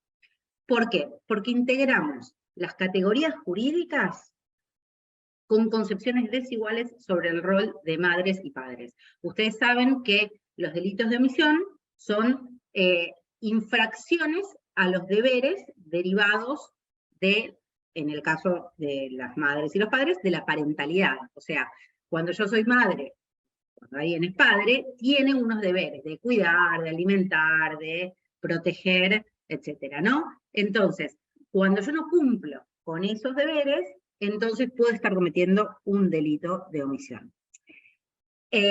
Por supuesto que la parentalidad está regulada de manera suficientemente igualitaria en el Código Civil y Comercial de la Nación, pero también esa categoría jurídica, parentalidad o los deberes de garante derivados de la parentalidad, también los completamos con nuestras concepciones culturales de lo que esperamos de una madre y de lo que esperamos de un padre. Y en nuestras sociedades no esperamos lo mismo de las madres que de los padres. Entonces, cuando integramos esas expectativas que son diferentes, según el género, lo que estamos haciendo es generar digamos, una imputación penal discriminatoria, cuando estas concepciones jurídicas hacen que los deberes de garante pesen más sobre las madres que sobre los padres, ¿no? Y también hablamos de discriminación cuando le exigimos sacrificios heroicos a las madres o deberes de imposible cumplimiento. Y no le exigimos lo mismo, por supuesto, a los padres o a otros garantes de protección. ¿Por qué? Porque el derecho penal no le exige a las personas cosas que no pueden hacer o deberes o sacrificios heroicos. Entonces, si esto es lo que le estamos pidiendo, si los sacrificios heroicos son los que le pedimos a las mamás y no a otros garantes, estamos generando un estándar de imputación que es discriminatorio. También generamos una sentencia discriminatoria, una imputación discriminatoria, cuando la sentencia termina por reafirmar la subordinación de los derechos de las mujeres al rol maternal. Precisamente, volvemos sobre el ejemplo de los sacrificios heroicos. Cuando yo establezco un deber de garantía que es tan alto, que supone que la madre tiene que arriesgar su propia vida para salvarla de sus hijos, lo que estamos diciendo es que su derecho a la vida, por ejemplo, vale menos que la de sus hijos. Entonces, si bien, digamos, si le preguntamos a muchas mamás, y a muchos papás también, dirían, yo preferiría sacrificar mi propia vida para salvarla de mi hijo e hija, el derecho no. El derecho no puede tomar esa decisión, es una decisión moral de cada persona. Entonces, desde el punto de vista del derecho, es discriminatoria una sentencia que afirma la subordinación de los derechos de la madre a los derechos de sus hijos al establecer un deber un deber que supone sacrificar o poner en peligro derechos fundamentales, ¿no? Y esta forma de hablar de discriminación por el resultado, esta forma de analizar la discriminación, es la misma que utilizan los organismos de derechos humanos para analizar si hay discriminación. Es la discriminación por el resultado. Es decir, que no vamos a mirar el texto de la ley, sino cómo la aplicamos. Es una discriminación por la forma en que aplicamos la ley. También hablamos de una sentencia discriminatoria cuando esa sentencia está basada en estereotipos. Esto, digamos, lo vienen diciendo hace años los organismos de derechos humanos, pero para dar un ejemplo muy concreto, muy fuerte y muy importante, es la sentencia reciente de la Corte Interamericana de Derechos Humanos en el caso Manuela versus El Salvador, que es un caso donde justamente se criminalizó a una mujer por una emergencia obstétrica, una mujer que tuvo un parto no asistido e inesperado, y terminó, un parto que culminó lamentablemente con la muerte del bebé. Bueno, la Corte Interamericana analiza ese caso y establece que el Estado de El Salvador, que la Fiscalía y que el tribunal que la juzgó a Manuela, en lugar de probar que Manuela efectivamente había matado a su hijo, aplicó estereotipos de género, es decir, todo lo que faltaba de prueba lo reemplazaron con estereotipos de género sobre cómo debería haberse comportado una buena madre, ¿no? Entonces, esta es una sentencia muy nueva, bueno, muy nueva, tiene casi un año ya, o un año, creo que se cumplió ya un año, bueno, es de noviembre del año pasado, así que tiene un añito, recomiendo leerla, es una sentencia fabulosa, sobre todo justamente para pensar la defensa de las mujeres en conflicto con la ley penal. En mi investigación, los estereotipos que yo vi sobre la maternidad tienen que ver con la madre que todo lo puede, esa idea de que siempre la madre va a poder hacer algo para proteger a sus hijos, la madre que todo lo sabe, es decir, la que siempre sabe qué les pasó, la madre que todo lo sacrifica, o sea, la madre que está dispuesta a sacrificar su propia vida para salvarla de sus hijos, y la madre que prioriza o no delega el cuidado, ¿no? En cuanto a, digamos, en mi investigación yo hice un estudio sobre la dogmática de los delitos de omisión, y la forma en que lo estudié tenía que ver con contrastar las reglas que establece la dogmática penal y contrastarlas con la forma en que se aplican esas reglas en las sentencias. Yo trabajé con 50 casos que, digamos, el insumo básico eran las sentencias judiciales. Y lo que podemos ver cuando estudiamos la dogmática penal de los delitos de omisión, que es una dogmática penal probablemente la parte más difícil de estudiar, es la parte más compleja de la dogmática penal, la de los delitos de omisión, y yo diría la más incompleta, ¿no? O sea que falta mucho trabajar para concretizar mejor las categorías. Lo que yo observé es que hay lagunas en la teoría, es decir, que falta teorizar, y que esa falta de teorización genera un poco de una desorientación en quienes tienen que aplicar la ley, ¿no? Y además, también está la tendencia general de la dogmática penal de, bueno, establecer las reglas de una manera muy abstracta, que si bien obviamente el objetivo de la dogmática penal, el objetivo principal de la dogmática penal es generar una aplicación racional e igualitaria de la ley. Sin embargo, en los casos de imputaciones contra una madre por delitos de omisión, cuando descontextualizamos, cuando consideramos que es irrelevante que la madre sea víctima de violencia, o que consideramos que es irrelevante que esté en un contexto de vulnerabilidad, lo que generamos es arbitrariedad y discriminación, justamente por cómo vamos a aplicar los alcances de la posición de garante. Entonces, en cuanto a la posición de garante, estas insuficiencias de la teoría que generan problemas para la jurisprudencia, una cosa que siempre falta es la concretización de, bueno, ¿en qué condiciones puede una madre delegar sus deberes de garantía? Cuando la dogmática penal no establece bajo qué condiciones una garante puede delegar, lo que termina pasando en la jurisprudencia es que cualquier delegación termina siendo inaceptable. Entonces, si la mamá se va a trabajar y deja a los chicos a cargo de su pareja, que ejerció violencia contra ella en el pasado, bueno, esa delegación termina por ser siempre inaceptable. Si la mamá se va a bañar y en ese momento deja al chico con el papá, y el papá lo agrede, esa delegación también es inaceptable. Es decir, como no sabemos en qué condiciones podemos delegar, toda delegación para las madres termina siendo inaceptable en la jurisprudencia.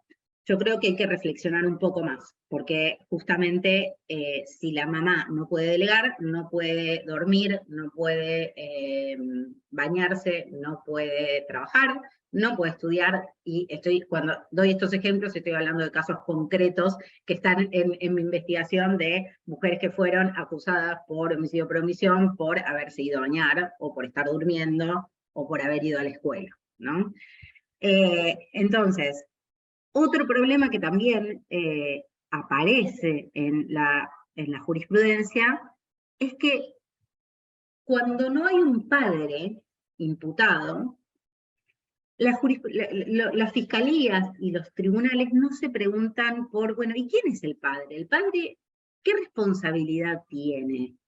¿Se hacía cargo o no se hacía cargo del cuidado de sus hijos? Y en esto, la dogmática penal acepta un poco livianamente que el padre extramatrimonial que no se hace cargo de sus hijos no tiene posición de garante. Pero ¿qué pasa? La contracara de aceptar livianamente que el papá que no se hace cargo de sus hijos no es garante, no tiene ninguna responsabilidad, la contracara es que la que se sobrecarga de deberes es la madre. Entonces, es difícil pensar una madre que tiene que dar sustento económico a sus hijos y que tiene que cuidarlos, pero no puede delegar. ¿Cómo hace esa madre con todos los deberes de garante para poder cumplir correctamente con todo? Pensemos en una situación de una mujer que es pobre, que tiene que ir a trabajar, que tiene un trabajo precario, bueno, ¿en qué condiciones?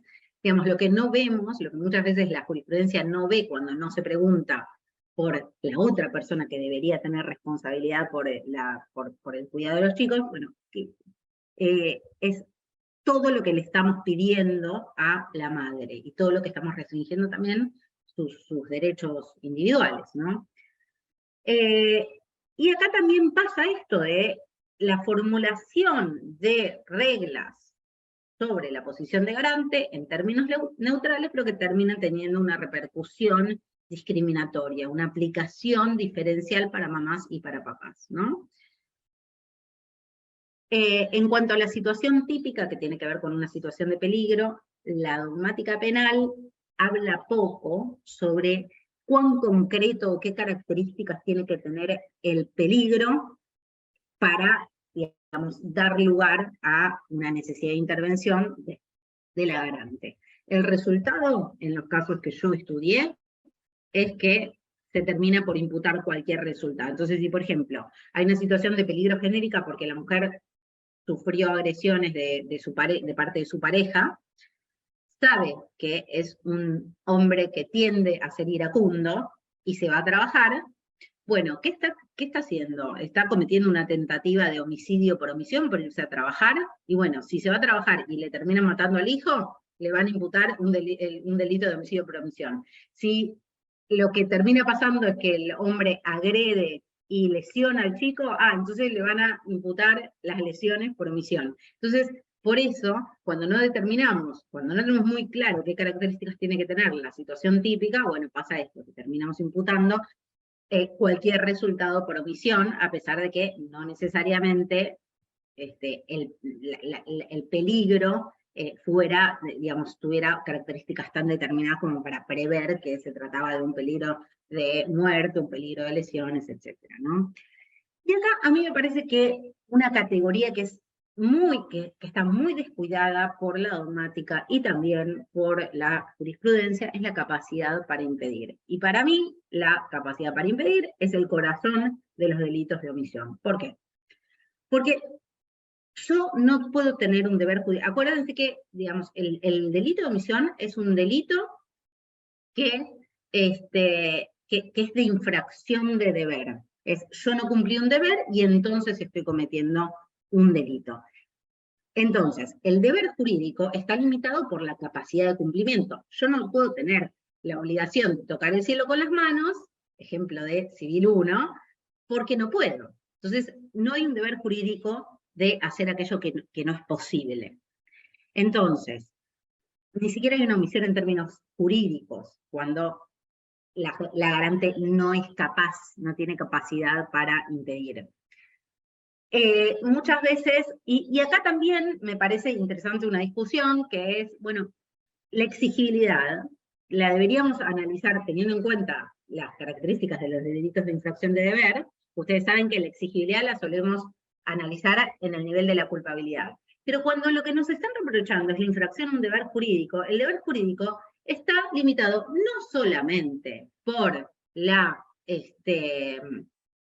no solamente por la capacidad, sino también por la exigibilidad. Entonces podríamos analizar la exigibilidad ya en la tipicidad.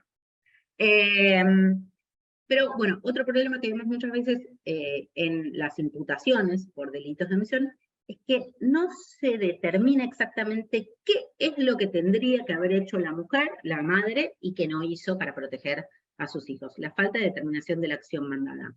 Si yo no sé, si a mí no me dicen qué es lo que tendría que haber hecho y no hice, no podemos saber si yo era capaz de hacerlo, ¿no? Entonces, por eso, para analizar esta parte de la responsabilidad, de la tipicidad objetiva del delito de omisión, es decirme exactamente qué es lo que yo podría haber hecho y no hice. Porque si no, no me estás probando que yo era capaz de hacerlo, si no me decís cuál era la acción mandada. Además, muchas veces lo que pasa es que se desestiman los esfuerzos que hacen las mujeres para proteger. A veces tenemos una imputación que dice, digamos, un hecho donde un hombre agarra al bebé y lo sacude, y la madre inmediatamente lo agarra al bebé y lo lleva al hospital y termina muriendo, y dicen, la madre no hizo nada para impedirlo. No, sí, pero si lo llevó al hospital, no hizo nada. Bueno, veamos. ¿Qué cosas hizo la mujer para intentar disminuir los peligros? Y acá aparece la imputación que la dogmática penal llamaría, se fue el PowerPoint, ¿no? Sí, correcto. Qué raro. Vamos a ver. ¿Ahí se ve? Se ve perfecto. Bárbaro. Bueno, entonces, acá aparece la forma de imputación de la omisio libere in causa, que es, en el momento A, o en el momento 1, hay un hombre que tiene tendencia a ser violento, ¿no? O sea, yo convivo con un hombre que tiene tendencia a ser violento, entonces hay un peligro genérico. En ese momento la mujer podría haber hecho algo para hacer cesar ese peligro, suponemos que podría haber hecho algo. En el momento 2, la mujer está trabajando fuera de la casa, por ejemplo, ¿no? En ese momento, la mujer no conoce el peligro concreto, o sea, el momento en que el peligro se vuelve concreto, el momento en que el autor activo de la agresión está agrediendo, entonces hay un peligro concreto. En ese momento la madre o no conoce el peligro concreto o no lo puede evitar, por ejemplo, porque no está en la casa, ¿no? Entonces, es como una imputación a 2 tiempos, que la dogmática llama omisio libera in causa. Pero formular así la imputación, primero que en general esa estructura de imputación hablaría un poco más de una responsabilidad por imprudencia, pero en general a las madres, como el resultado es gravísimo, se las termina imputando por homicidio, por omisión doloso, ¿no? Pero bueno, justamente cuando decimos esto de que frente a un peligro genérico, entonces la madre tiene que tomar medidas, lo que terminamos haciendo es restringir mucho sus derechos, porque le estamos diciendo, bueno, vos por las dudas no te tenés que ir a trabajar, por las dudas no tenés que dormir, por las dudas no tenés que seguir estudiando, por las dudas tenés que, digamos, no restringir totalmente tus derechos. Bien.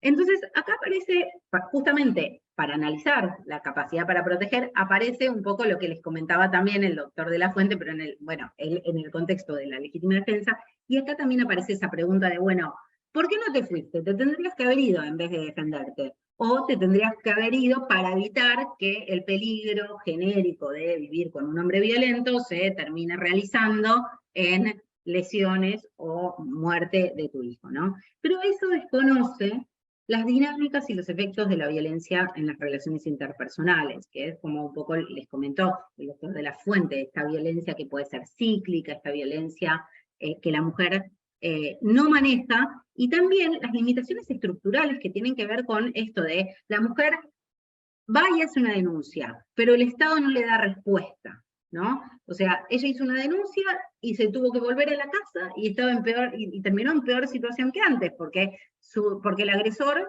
al enterarse que lo denunció, se enojó más, se volvió más agresivo todavía. Entonces, hay limitaciones estructurales que tienen que ver con esto, con la falta de respuestas institucionales frente a la violencia familiar, la falta de recursos económicos, la falta de un lugar para dónde ir, digamos, ¿por qué las mujeres víctimas de violencia de género no se van de la casa? ¿Porque son masoquistas? No, porque tienen dificultades estructurales para poder irse.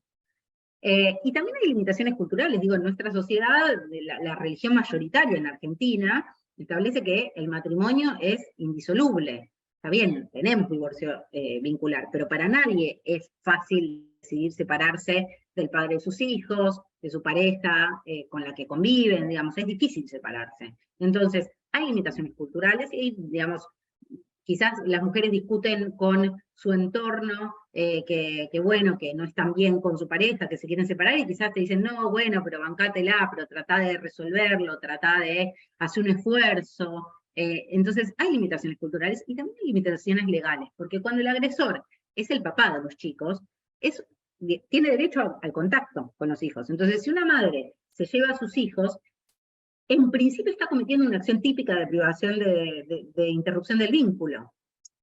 Está bien, obviamente está justificada, porque si este hombre es agresivo y les pega a los hijos, bueno, obviamente está justificada y debe llevárselos, debe interrumpir ese contacto si es un contacto peligroso. Ahora, la acción típica la está cometiendo igual y puede tener un problema legal o puede tener un problema también en las disputas por la repartición de los cuidados de los hijos, en el contexto de un divorcio, etc.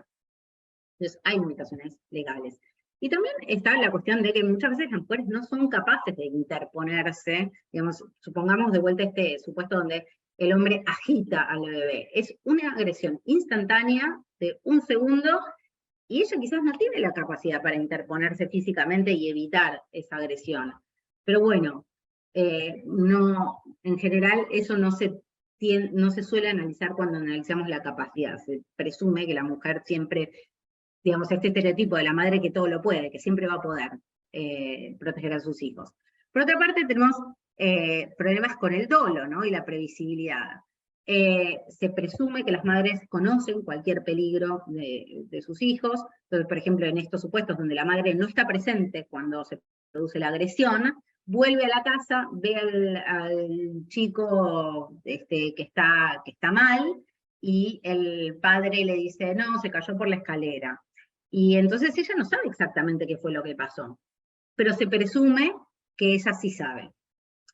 Y si no sabe, o sea, si tenemos buenos elementos para pensar que no sabía qué fue lo que había pasado, lo que se le reprocha es que debería haber sabido. Y esa es una forma de atribución de dolo sin conocimiento, que es absolutamente cuestionada por la dogmática penal. Existe una discusión en la dogmática penal sobre esto, pero bueno, la mayoría de la doctrina no acepta el dolo sin conocimiento.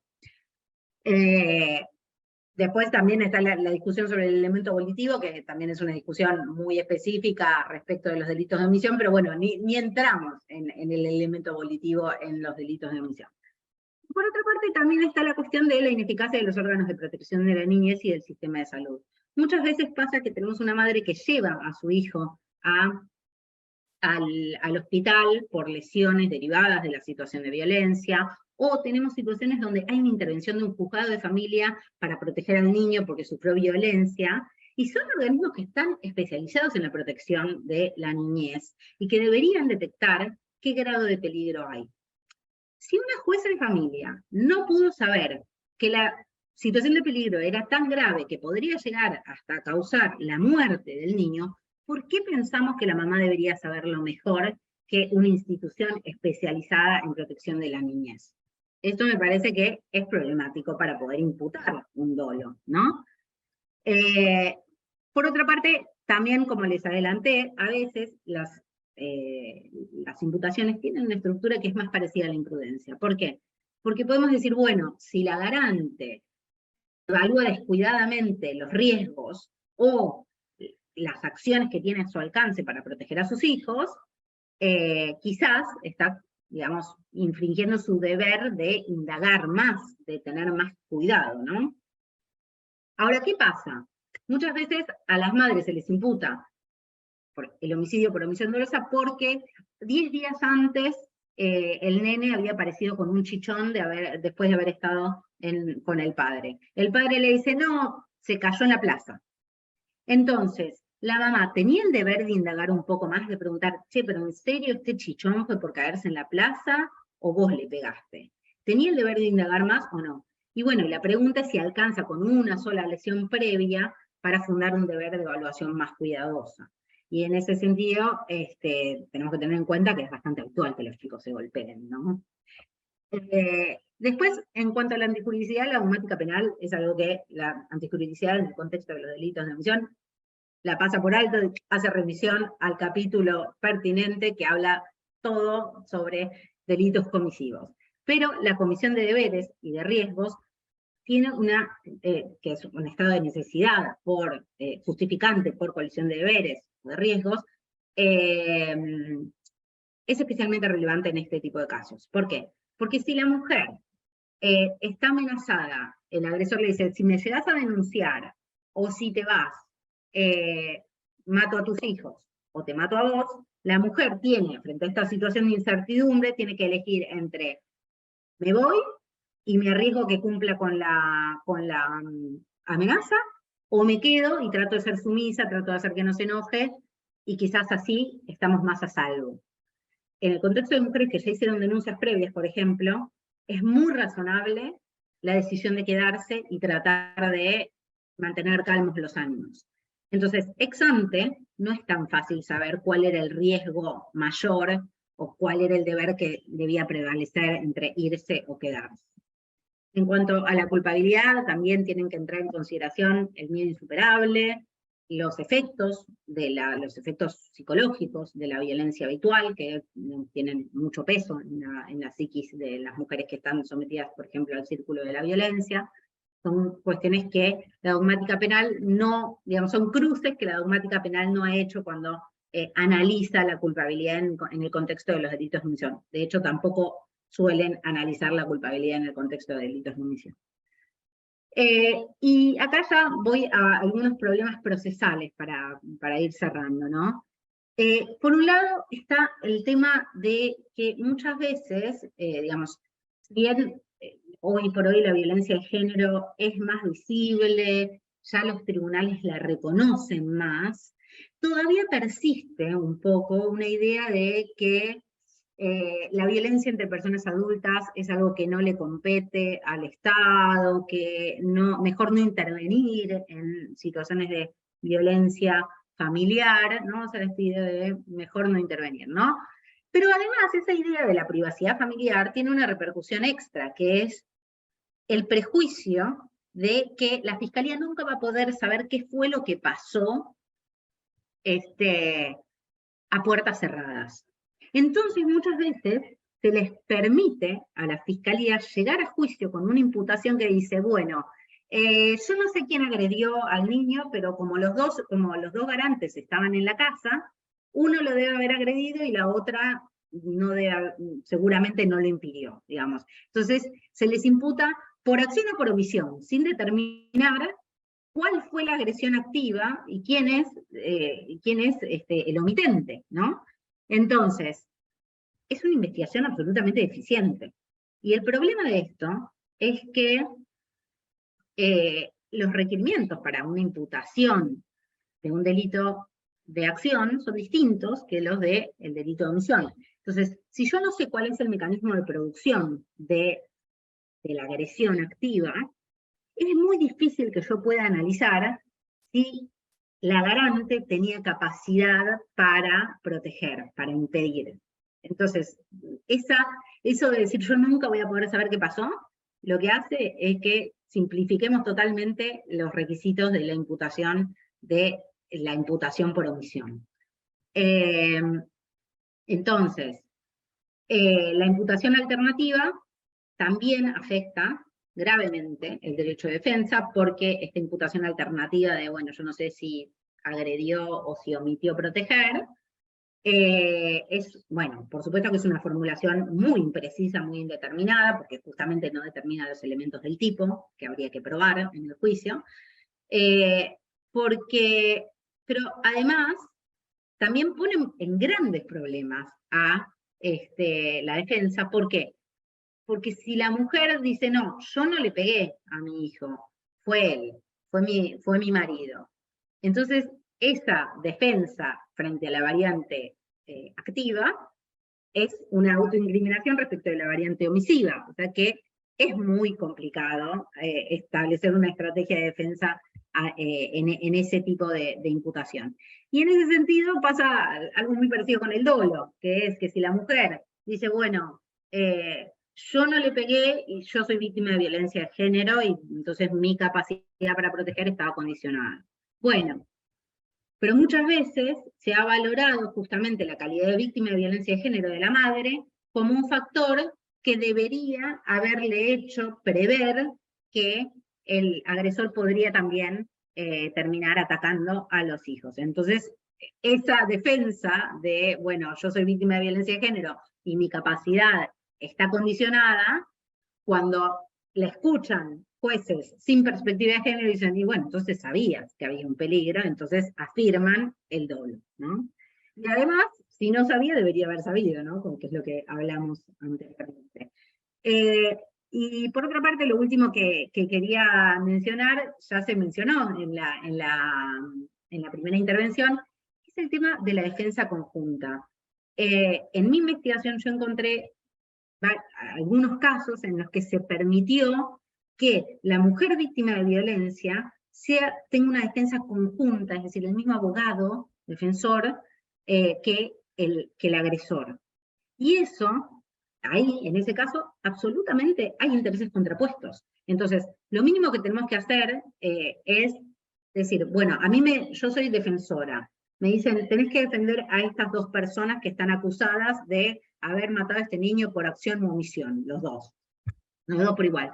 Bueno, me entrevisto con cada uno por separado, con la mujer y con el hombre, para ver qué me dicen, y para ver si yo encuentro indicadores de que la mujer es víctima de violencia de género. Si la mujer es víctima de violencia de género, de ninguna manera puede ser defendida por el mismo abogado o abogada defensora que su agresor. Hay que separar las defensas. Y por otra parte, también vemos que muchas veces la defensa es pasiva, es decir, que no produce pruebas, que no tiene una teoría del caso propia, y digamos, si bien quizás la defensa pasiva puede llegar a ser una defensa eficaz en algunos contextos, cuando lo que yo tengo que hacer es desarmar estereotipos de género, cuando yo tengo que desarmar un sentido común que le atribuye más responsabilidades o que le exige deberes heroicos a la mujer, entonces tengo que hacer una defensa muy activa, producir prueba, tener una teoría clara del caso y realmente pensar con qué puedo probar lo que yo quiero argumentar. Y en ese sentido hay experiencias muy exitosas de abogacía feminista, y me parece muy importante mencionar que, por ejemplo, en la provincia de Buenos Aires, más allá de las intervenciones que puede haber de organizaciones de la sociedad civil, el Ministerio de las Mujeres, Géneros y Diversidad de la provincia de Buenos Aires tiene un programa específico para intervenir, para ayudar, apoyar defensas de mujeres en conflicto con la ley penal, e intervienen mediante, no sé, la introducción de amicus curiae, o de conversar con los defensores oficiales sobre las causas, sobre qué pruebas se pueden producir, sobre aportar recursos para poder apoyar esa defensa. Así que eso es muy importante, la abogacía feminista, y la asistencia justamente de, en este caso, el Ministerio de las Mujeres, Géneros y Diversidad, que puede traer al proceso elementos muy importantes para determinar una defensa eficaz. Entonces, para terminar, bueno, lo que vemos es que los estándares normativos y procesales están en cuestión, ¿no? Porque hay casos que están mejor resueltos que otros. Vemos que la teoría tiene ciertos vacíos e insuficiencias como para poder guiarnos en cómo ejercer los roles en el proceso penal cuando estamos frente a un caso de una mujer imputada por delitos de omisión. Y vemos que la descontextualización y la abstracción que nos trae muchas veces la teoría del delito, habilitan la aplicación discriminatoria del derecho. Y entonces, lo que los estudios feministas aportan a la dogmática penal es una herramienta metodológica. Hay que generar una constante dialéctica, un diálogo constante entre lo particular y lo general, entre la práctica y la teoría. Los casos obviamente tienen que ser resueltos aplicando correctamente las reglas dogmáticas y las reglas del debido proceso penal. Pero también cuando vemos que los casos nos presentan dificultades recurrentes, tenemos que volver a pensar, ¿le falta algo a la teoría? ¿Tenemos que teorizar algo más? ¿Tenemos que volver a pensar cómo estamos estudiando y cómo estamos enseñando estas reglas dogmáticas? Entonces, generar ese diálogo seguramente nos va a permitir una retroalimentación sumamente fructífera. Muchas gracias. Bueno, muchísimas gracias, Cecilia, excelente la exposición. Hay un par de preguntitas que nos fueron llegando por el chat y también por WhatsApp, así que tenemos 10 minutitos, así que lo vamos a hacer rápido. Las primeras son respecto de obras en las que hayan desarrollado los expositores estos temas. Javier, acá estoy contestando ya en el chat, que en la obra Género y Derecho Penal de la editorial Rubin Salculzoni, Javier escribió un artículo sobre este tema, se los acabo de contestar en el chat. Creo que la obra es del año pasado, ¿no es así? Creo que tiene... sí, no me acuerdo. O fines del anterior. Sí, o fines del anterior. Sí. Bueno, Sí. por ahí, pero es la obra Género y Derecho, Ujú. que es una obra muy importante, hay muchísimos... Que vos también escribiste ahí. Yo también escribí. Sí. Y Javier escribe sobre este tema. Y Cecilia, lo mismo, si tu tesis doctoral ya fue publicada o nos podés recomendar algún artículo sobre la temática que desarrollaste. Bueno, después les paso las referencias. Bueno, La tesis doctoral todavía no está publicada porque la defendí hace sí, un mes y pico, pero está en proceso. muy bien. Bueno, y Pronto. esta información después la socializamos con todos los inscriptos cuando la tengamos, ¿sí? Que tenemos los mails oficiales de todos. Y bueno, muy cortito les voy a hacer algunas preguntas que se hicieron en el chat y en el WhatsApp. Una es para Javier: ¿cómo se plantea en lo concreto que el medio utilizado por la mujer era el menos lesivo? Si se puede profundizar un poquito en esto. Sí, bueno, sobre eso lo primero que hay que destacar es lo que dije al principio, ¿no? Es decir, que no hay proporcionalidad ni equivalencia de medios. El concepto dogmático es de que en medio de los medios eficaces, el que resulte menos lesivo. Para completar el concepto, lo que sí es importante que habría que agregar, es que esto es una discusión dogmática que se aplica a todas las causas de justificación y que es mucho más general que este problema, ¿no? Pero para ser sintéticos, ¿no? Esta determinación del requisito de necesidad racional de la defensa, yo creo que corresponde que sea realizada conforme a lo que se llama dogmáticamente una perspectiva objetiva ex ante, es decir, no hay que analizar la cuestión desde el punto de vista ex post, sino desde el punto de vista objetivo ex ante. ¿Qué quiere decir esto? De acuerdo a lo que es razonable suponer en el momento en que la persona agredida, en este caso la mujer agredida, debe reaccionar, ¿no? Es decir, este criterio estándar o baremo objetivo ex ante es aplicable a varias cuestiones de dogmática de la teoría del delito, ¿no? Una cuestión es esta, ¿no? Es decir, el observador, el juez o la jueza, tiene que colocarse en la posición de la víctima, de la persona agredida, de la mujer agredida, y con los conocimientos medios de la época, más los conocimientos especiales de esa persona, con esa perspectiva va a valorar si el medio era o no era necesario. Que ex post se considere que el medio no era necesario, no alcanza para negar el derecho a la legítima defensa. Lo que importa es, insisto, hacer este análisis conforme un estándar objetivo ex ante al momento en que la mujer víctima debe reaccionar o defenderse, ¿no? Y obviamente, bueno, todas las cuestiones de dogmática, luego sí, por supuesto, tienen problemas procesales, que esto es imposible evitarlo, ¿no? Después el problema de la prueba, la valoración de la prueba, esto es otra cuestión que excede, ¿no?, el objetivo de la exposición, pero claramente aparece en todos estos casos también. Por supuesto. Bueno, una pregunta más es, quisiera hacer una pregunta al doctor de la Fuente, si a su entender, al momento de evaluar la legítima defensa en este contexto, influye la conducta inmediatamente posterior de la mujer. Por ejemplo, el intentar eludir su responsabilidad. Bueno, a ver, la conducta inmediatamente posterior puede ser un indicio probatorio de lo que ha ocurrido antes. Yo no le otorgaría más relevancia que esa, ¿no? Es decir, es un problema probatorio. Pero, por ejemplo, la pregunta concretamente apunta a la actuación posterior en cuanto a ocultar su responsabilidad. No me parece que tenga relevancia esto para negar la legítima defensa. Porque hay que tener en cuenta que las causas de justificación, la legítima defensa, ¿no?, desde el punto de vista subjetivo, lo único que requieren es que quien se defiende conozca la agresión y actúe en pos de la defensa, nada más. No hace falta que exista conciencia jurídica, ¿no? La conciencia de que la conducta es jurídica o adecuada de derecho, ¿no? Así como el dolo no supone la conciencia del ilícito para la concepción dominante, tampoco el elemento subjetivo de justificación requiere que quien se defiende sea consciente de que está actuando conforme a derecho. Por lo tanto, puede ser que la mujer realmente crea que está actuando ilícitamente, que no está autorizada a matar, por ejemplo, a su pareja, y que en razón de esa creencia lleva a cabo comportamientos posteriores, por ejemplo, que se profugue, que oculte el cuerpo, lo que fuera. Bueno, esto no es absoluto. Obviamente, la actitud posterior puede tener otra relevancia, ¿no? Si hay un móvil económico, por ejemplo, y posteriormente al homicidio la mujer oculta el dinero, le sustrae cosas, claramente esto sí va a ser un elemento probatorio importante para descartar la situación de legítima defensa, ¿no? Pero no siempre, digamos, ¿qué quiero decir? No siempre que se oculte el crimen o la mujer se profugue, ¿no es cierto? No, esto no alcanza para decir que no haya habido una situación de legítima defensa. Bien, bueno, gracias. Y para Cecilia, una pregunta.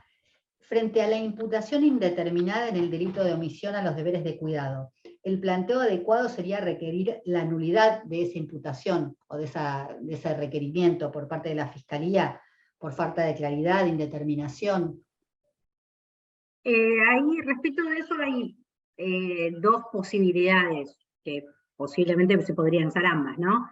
Está la cuestión de la indeterminación, precisamente porque, claro, cuando me dicen yo no sé si vos agrediste activamente o no impediste, bueno, a ver, determiname cuál era la acción mandada, determiname si yo tenía capacidad para impedir, y te están faltando elementos, o sea, ahí hay una imputación que es indeterminada y entonces se puede, digamos, plantear la nulidad de la acusación por ese motivo. Pero también existe una discusión que, de nuevo, se da bastante poco en Argentina, alguna doctrina lo ha tratado, pero un poco brevemente, no hay una gran discusión en Argentina sobre esto, en Alemania sí, en España también, pero bueno, que es esta cuestión de la condena, la subsunción alternativa en la condena, que es, ¿se puede condenar cuando yo no sé si cometiste el delito A o el delito B, pero alguno de los dos seguro que cometiste?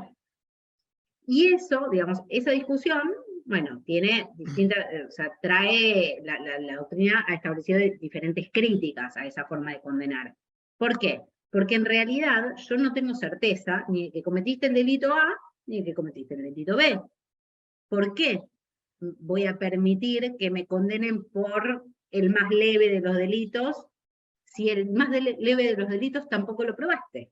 ¿No? Entonces, ese es el primer problema. O sea, ahí hay un problema de indubio pro reo. Vos no me podés condenar diciendo, en realidad no sé cuál de los dos delitos cometiste, si es por acción o por omisión. Bueno, eso es un punto. En la doctrina alemana también se plantea esto como un problema de principio de legalidad, porque dice, bueno, en realidad lo que está generando es como un tipo penal de la combinación de dos tipos penales. En este caso, bueno, sí, siempre es homicidio o por acción o por omisión, pero digamos, no estás ni planteando una imputación por un delito comisivo, donde vas a tener que probar la causación, el nexo causal, y la imputación objetiva activa, ni tampoco está probando los elementos del delito de omisión, porque el delito de omisión tiene requisitos típicos muy diferentes que el delito activo. Entonces también se plantea que ahí hay un problema de principio de legalidad.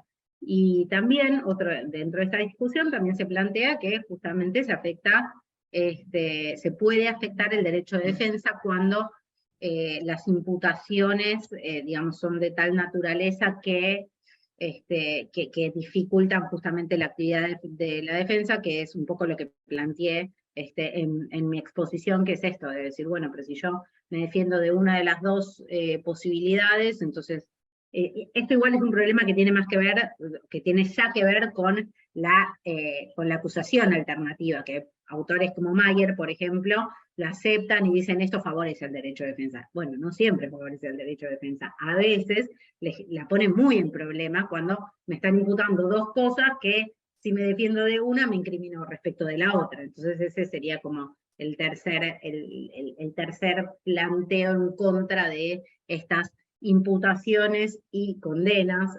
alternativas. Bien, bueno. Se usa más el de la indeterminación porque es más conocida. La discusión sobre la indeterminación de la acusación es bastante más conocida, pero a mí me parece que que es válido también plantear el tema del indubio pro reo, del principio de legalidad y de la afectación al derecho de defensa. Bueno, bien. Bueno, clarísimo para mí y creo que para todos. Fue una jornada muy fructífera, muy enriquecedora, la verdad, excelentes las exposiciones. La vamos a dar por concluida. Agradecerles de nuevo a los expositores, a Cecilia Hopp, a Javier de la Fuente, a Omar Osafrain también, que no sé si se pudo conectar, pero nos acompañó también con su disertación grabada. Y a todos los asistentes, por supuesto, como dije al principio, que sé de todo el trabajo cotidiano y sin embargo que estamos acá para profundizar en la capacitación. Así que bueno, recuerden que el jueves que viene es la segunda jornada, vamos a tratar la temática de mujeres vinculadas a delitos de drogas o infracción a la ley de drogas, y vamos a tratar la introducción de la perspectiva de género en el juicio por jurado, las instrucciones, etcétera, con la doctora Carla Garbi, Lucía Faciglione y Andrés Harfuch. Bueno, muy buenas tardes a todos, un gustazo. Muchas gracias, buenas tardes. Gracias. Chao, hasta luego.